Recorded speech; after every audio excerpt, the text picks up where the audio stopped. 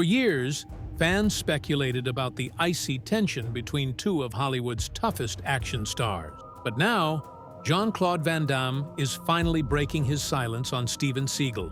And what he says isn't just shocking, it's downright brutal. Jean-Claude Van Damme has finally broken his silence about Steven Seagal, and what he reveals isn't just shocking, it's a full-blown detonation. For decades, fans speculated, whispered, and even begged for a team-up, a movie, a moment, something.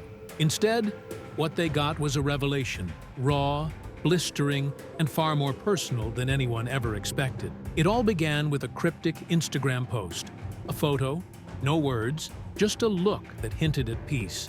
But in reality, it was the match that lit the fuse. Van Damme has stepped out of the shadows, and his truth rewrites everything we thought we knew.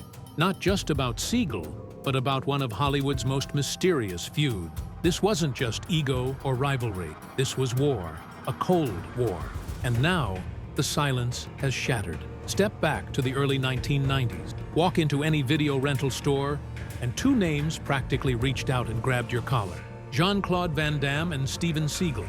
These weren't just action stars. They were mythic. They were the muscle-clad gods of a VHS generation. Van Damme was all heart and high-flying fury, spinning kicks, split stances, real tournament scars. A ballet dancer turned bruiser, a contradiction wrapped in muscle and charisma. Seagal? Cold steel, fluid power. He glided through fight scenes with an eerie calm, dispatching enemies like ghosts in the mist. His stare? It could freeze lava. But beneath the sweaty bravado and slow-motion fight scenes, a silent feud was brewing. Fans couldn't see it, but Hollywood insiders, they knew. They heard it in the interview. They felt it on the sets. Something unspoken simmered beneath the surface. Seagal had a habit, one he never quite shook, of dismissing other martial artists, casually, condescendingly. He often referred to Van Damme not as a fighter, but as a dancer. A veiled jab at Jean-Claude's early ballet training. No names were mentioned, of course, just insinuations. But the industry read between the lines. The subtext was as clear as a flying back kick to the face. Seagal didn't respect Van Damme. Not as a martial artist, not even as an action star. Van Damme? He kept quiet. On the surface, at least. He was too busy dominating the box office. Bloodsport, kickboxer, universal soldier, time cop. Hits that didn't just make money, they built a legacy. His kicks weren't just cinematic flourishes. They were forged in real tournaments, honed in endless hours of training. There was fire in those legs, precision, pain. Behind closed doors, however, the tension was real. Stunt crews whispered, producers played referee. These two titans were never invited to the same events, not by accident. Hollywood knew when Van Damme and Seagal were in the same room, the air got heavy. It wasn't open war, but it wasn't peace either. Van Damme represented the high-octane, high-emotion world of kickboxing and traditional martial arts. He wore his heart on his sleeve and his strength in his legs. Seagal? He was rooted in Aikido, stoic, mysterious. There was something almost mythic about his stillness, like a man who had seen ghosts and learned from them. Their fight scenes told stories. Their styles were metaphors. Where Van Damme exploded, Seagal absorbed. Where one wept, the other brooded. They were yin and yang, and yet always circling the same spotlight. The tension was an invisible thread through Hollywood's action boom. Each time one dropped a hit, the other fired back. Not out of admiration, out of competition, out of pride. And it all led to one night that could have changed everything. For years, the Cold War continued. Rumors, glances, shadows. But then came the party. A late 90s Hollywood bash thrown by none other than Sylvester Stallone, Mr. Rocky himself. A gathering of legend, the kind of night that should have ended in whiskey toasts and old war story. Instead, it nearly ended in fists. Stallone's mansion pulsed with nostalgia. The sun was setting on the golden era of action films, but inside those walls, it was still 1988. Adrenaline, bravado, legends walking shoulder to shoulder. And then it happened. Van Damme walked in, Seagal was already there. What followed wasn't a movie, it wasn't choreographed, and it wasn't pretty. But that is where the story gets wild. Hollywood has hosted some wild parties. But few have become legend. This one did. The guest list sparkled with icons: Arnold Schwarzenegger, Bruce Willis, Wesley Snipes, the who's who of biceps and box office, and nestled among the laughter, expensive cigars, and vintage cognac were two men who shared no film credits, no fond words, and definitely no respect: Jean-Claude Van Damme and Steven Seagal. At first, the evening unfolded like any other A-list affair: polite nods, toasts, war stories. But when Seagal started talking, the temperature dropped. He didn't talk about his own legacy. He began mocking others. And then, it happened. Again. According to Stallone himself, Seagal made a jab at Van Damme, questioning his credentials, calling him overrated, and dismissing his martial arts roots as ballet fluff. Maybe Seagal thought Van Damme wasn't within earshot. Maybe he didn't care. But this time, Van Damme heard everything. He didn't explode. He didn't yell. He walked over, calm, focused, like a fighter stepping into the ring, and stood face to face with the man who'd taunted him for years. No cameras, no scripts, no stunt doubles. "Let's take it outside," Van Damme said quietly. "Prove it. Let's see what you've got." Seagal smirked, tried to brush it off. But Van Damme didn't back down. "Back up your words," he pressed. "Now!" Tension was ice-thin. The room fell silent. Then, Seagal turned and walked out. He didn't stay. He didn't fight. He left, and that would have been the end. But Van Damme wasn't finished. Later that night, at a nearby nightclub, Seagal tried to disappear into the crowd. Music thumped, lights flashed, but none of it drowned out the sudden appearance of Jean-Claude Van Damme. Again, he stepped up, in public, in front of stunned partygoers. "Let's finish this," he challenged. And once more, Seagal declined. To this day, the incident pulses with myth. Some said it was a stunt. Others claim fists nearly flew. But Stallone himself confirmed it, calling it one of the most intense confrontations he'd ever witnessed at a Hollywood party. His words? Blunt. Van Damme was too strong. Seagal wanted no part of him. For Van Damme, this wasn't showmanship. It wasn't even about pride. It was about honor. In his world, if someone questioned your training, your code, your truth, you didn't fire back with insults. You answered with action.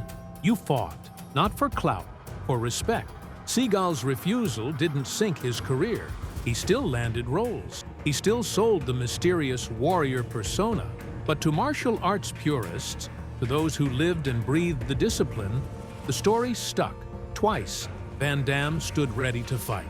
Twice, Seagal turned and walked. And Van Damme? He didn't crow about it. He didn't tweet. Didn't put it in a movie or cash in. He let the silence tell the story. But the damage had been done. The Cold War had boiled. There was no going back. And just when it seemed like things would die quietly, a buried truth detonated. By the 2000s, the war between Van Damme and Seagal seemed to fade, at least publicly. But behind Hollywood's polished doors, their feud remained a whispered tale, passed around like a secret handshake. Then, in 2023, Van Damme did the unthinkable. During a casual interview with The Telegraph, he dropped a revelation that sent shockwaves through the action world. "They offered us $20 million each," he said, almost amused. "A real fight. Me and Steven. At the Mirage in Las Vegas. Let that sink in. Not a film. Not choreography. A real fight. One ring. No scripts. No body doubles. Just two black belts. $20 million each. Winner takes glory." The offer came from Peter Guber, a powerhouse producer behind some of Hollywood's biggest deals. The venue was real, the payday was real, and Van Damme said yes. Seagal? He never showed. The statement hit like a knockout blow. Fans reeled. YouTube lit up. Martial arts forums caught fire. Could it be true? A fight that would have been the Ali versus Tyson of action cinema?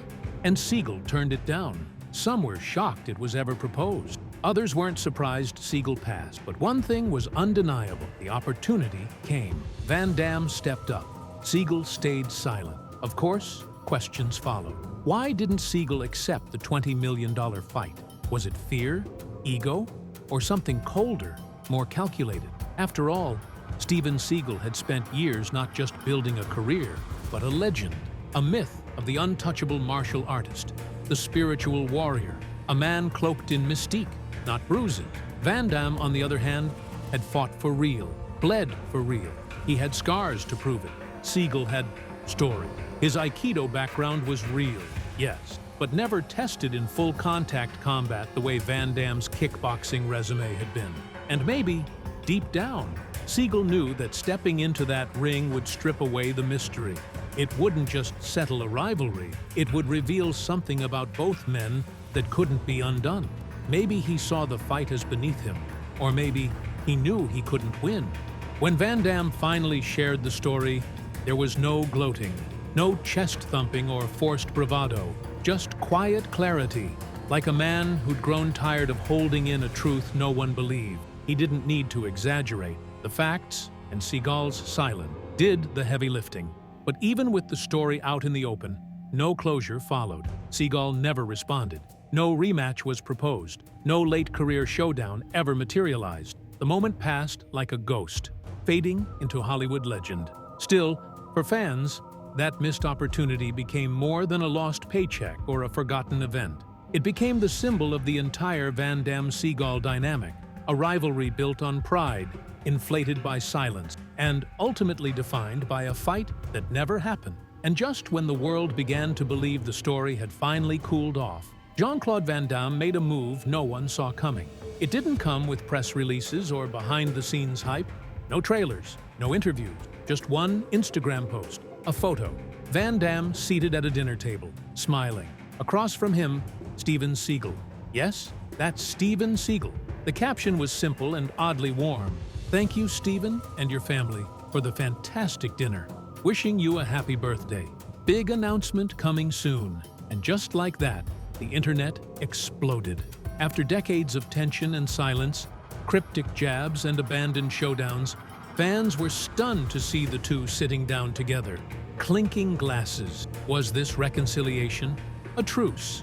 A late-life partnership? Some were euphoric, others confused. Weren't they enemies? Wasn't Van Damme the one who challenged Seagal outside of Stallone's house? What was happening? Comment sections lit up. YouTubers dissected every frame of the short, silent video.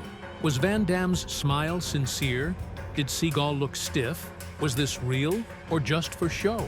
Headlines screamed, "Peace at last," and legends reunite, while fans tried to figure out what it all meant.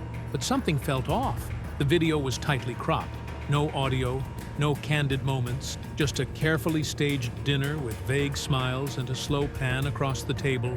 The post felt more like performance than reconciliation.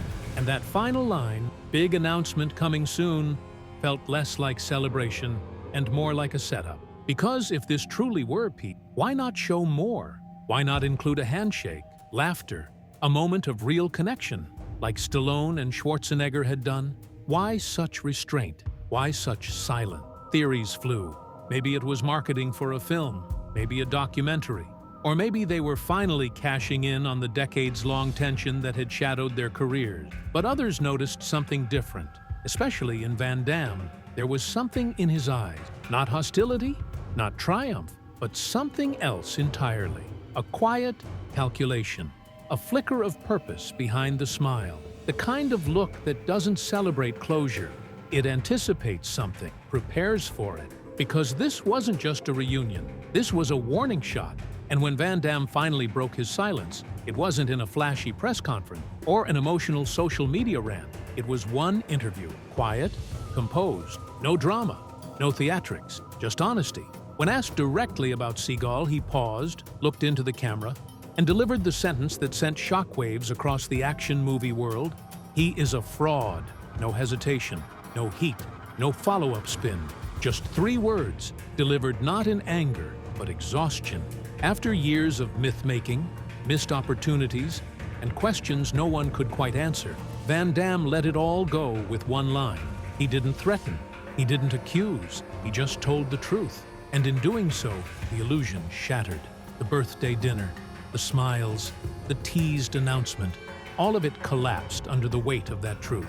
Some rivalries end in the ring, others in reconciliation. But this one ended in something more powerful. Reality. Because while Seagal built his legacy in silence and mystique, Van Damme built his in the ring, in the dirt, in sweat. One man crafted stories, the other lived them. And when the moment of truth finally came, only one man showed up. Tired of the myth, the silence, and a man hiding behind smoke and mirrors for decades, Jean-Claude Van Damme decided it was time to set the record straight. This wasn't about ego anymore, it was about truth. Van Damme accused Steven Seagal of pretending to be a martial arts legend without proof, calling out his tall tales of training CIA operatives and fighting real criminals as fiction. Unlike Seagal, Van Damme had fought in real tournaments, earned his stripes, and knew what it meant to prove oneself. He also revisited the long-discussed $20 million fight offer. Both men were given the chance, but only Van Damme accepted. Seagal walked away from the public showdown. When asked about the Instagram dinner photo fans hoped signaled peace, Van Damme was blunt. It was never about friendship, just observation, and nothing had changed. The bravado remained, but beneath it was emptiness. That so-called big announcement wasn't a new project. It was Van Damme's raw truth. "He is a fraud," Van Damme declared, and once those words were out, there was no turning back. The response was immediate. Fans, fighters, and insiders all reacted, but Seagal stayed silent. No denial, no statement, just absence. In that silence, the myth began to unravel, not through fights or drama, but through the power of honesty. Online, everything changed overnight. Clips of Seagal's wild interview claims, breaking arms, training commandos, resurfaced and were torn apart.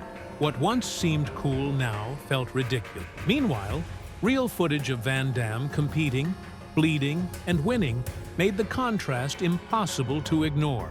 Even respected fighters spoke up. Some were subtle, others blunt, but the message was clear. Seagal's reputation had little to do with real combat. What had long been whispered behind closed doors was now being shouted in the open, and Seagal's silence only made it worse. The fallout wasn't just about fame, it was personal for fans. They had to question everything. What does it really mean to be a martial artist? Image or impact? Illusion or integrity? Van Damme didn't follow up with more noise. He just let the truth hang there. No spin, no spectacle, just honesty. And maybe that's what hit hardest. Some still defended Seagal, crediting his early films and unique style. And fair enough, he did bring Aikido to the big screen. But legacy isn't built on what you show, it's built on what you prove. In the end, it wasn't about who would win in a fight. It was about who had lived their truth. Van Damme fought his battles, inside the ring and out. Seagal? He built a myth. And when the silence finally broke, it wasn't a brawl, it was a reckoning. So now it's your call. Was Steven Seagal ever the real deal, or just the greatest role he ever played?